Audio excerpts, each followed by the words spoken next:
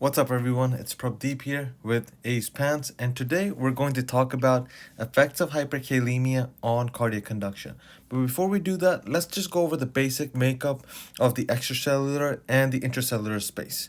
So the extracellular space is mostly composed of the sodium ions, whereas the intracellular space is mostly composed of potassium ions. Now let's look at exact numbers of how many sodium, potassium, and chloride ions are inside and outside so inside the cell, there are 12 MEq of sodium and 155 of potassium and 4 of chloride.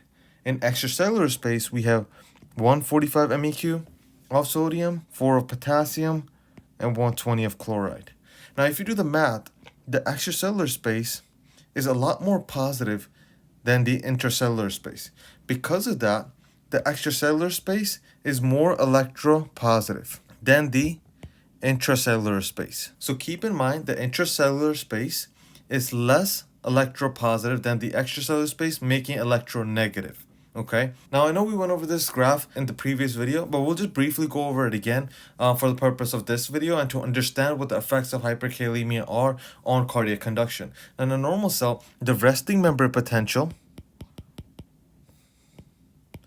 is -90. Okay, this is the phase 4.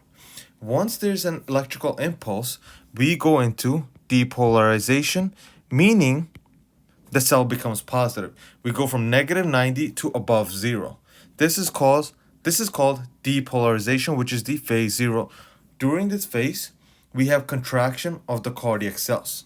Now, once we go past 0, we start having repolarization. That's why we have this acute drop. This is called the phase 1.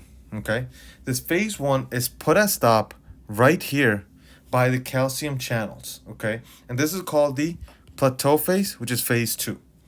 This is followed by late depolarization, which is the phase 3. And late depolarization is basically relaxation of the cardiac cells. And in repolarization, we go from being positive to negative again. Okay, we go from 0 down to the -90, which is the resting membrane potential.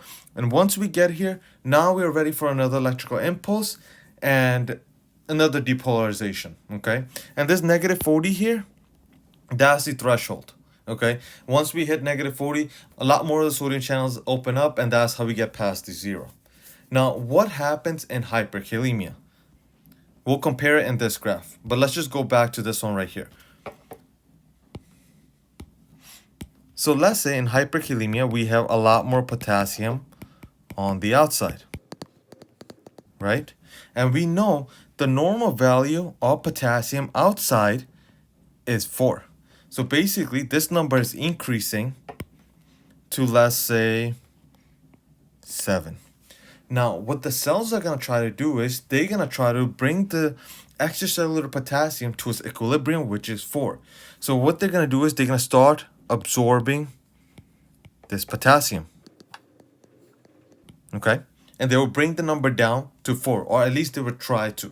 So now if there's more potassium inside, that means this number right here is gonna go up. So let's say it goes up to, I don't know, 160, right? Now this -90 no longer applies because the inside of the cell is more positive than the normal cell. So now we will be starting off, let's say, around here. Okay, this might be -60, -70, -80, whatever the number might be. But hyperkalemic cells, in hyperkalemia, the cells become more positive. Let's just put that here. Hyperkalemia. So cells are more positive. That means in order for this red line,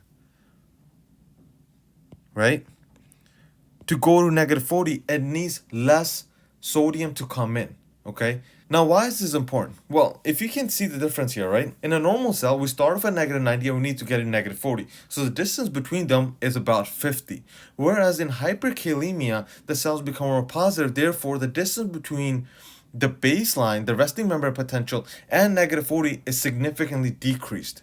Therefore, the cells will get depolarized much easily and more frequently. Okay, Now, before you assume that this is going to result in tachyarrhythmia since the cells are getting depolarized more frequently, let me just finish up and tell you more about what happens in repolarization, and then we're going to come back to depolarization after that, okay? So in repolarization, we know there's a lot more potassium outside the cell. Now, because of that, there's special receptors called rectifier channels. These are supposed to open during phase 3.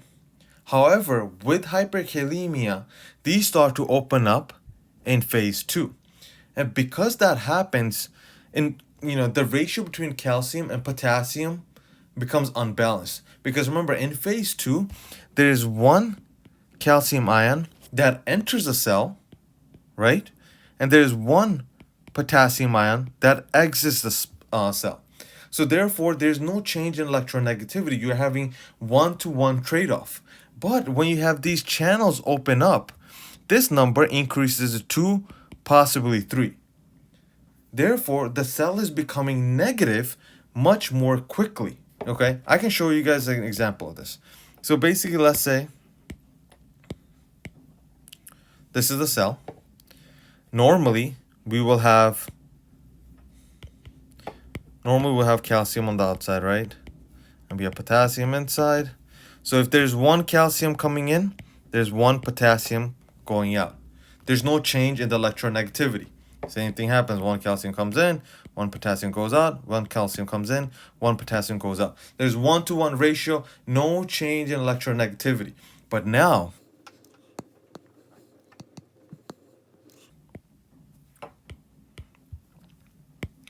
in hyperkalemia, because the extra channels open up, there are 2 potassiums going out when 1 calcium is coming in. Therefore, this cell is becoming more negative because it's losing positive cations. Okay? It just lost 2 positive ions and gained 1. So the difference is -1.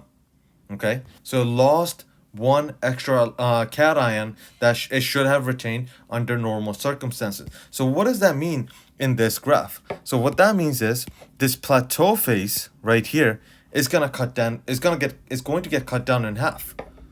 So instead of having a straight line here, you're going to see something like this. The repolarization is going to happen much earlier. The late repolarization is going to happen much earlier in the plateau phase. And remember, guys, repolarization means relaxation of the heart. And remember, in plateau phase, the plateau phase keeps the heart contracted, but now we're cutting down into it. So we're cutting down into the contraction and we're relaxing the heart much earlier in the cardiac cycle.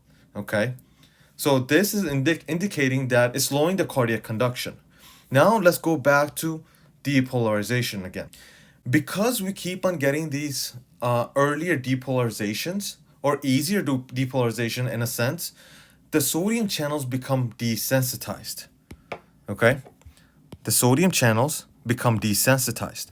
So they don't open anymore. And now if they don't open and they're not coming inside the cell, that means this whole process is not going to happen. Because remember, sodium is the main ion that's involved in depolarization. More sodium that comes in, the better depolarization we're going to have. But if they're not coming in, we're not going to have a depolarization. Therefore, no depolarization equals no contraction. That equates to lowering the cardiac output by slowing down of cardiac conduction. Let me write that out. If there's no depolarization, okay,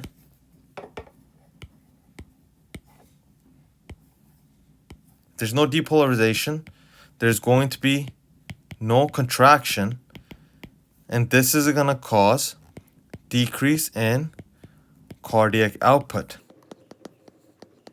And all this is achieved by slowing down of the cardiac conduction. We decrease depolarization, and repolarization happens for a longer period of time. Okay? And this is exactly why the patients will usually present with muscle weakness and in severe cases, paralysis. Because the same type of mechanism is happening at the neuromuscular level as it is happening on the cardiac with the cardiac cells. Okay, I really hope that makes sense, guys. If you guys learned something new today, then share this video with your friends and colleagues. I would really appreciate it. And if you have any questions or any concerns, you can DM me or you can comment below in the video, and I'll try to answer as soon as possible. And that's it for this video, guys. Stay safe, stay tuned. I'll be back with more content.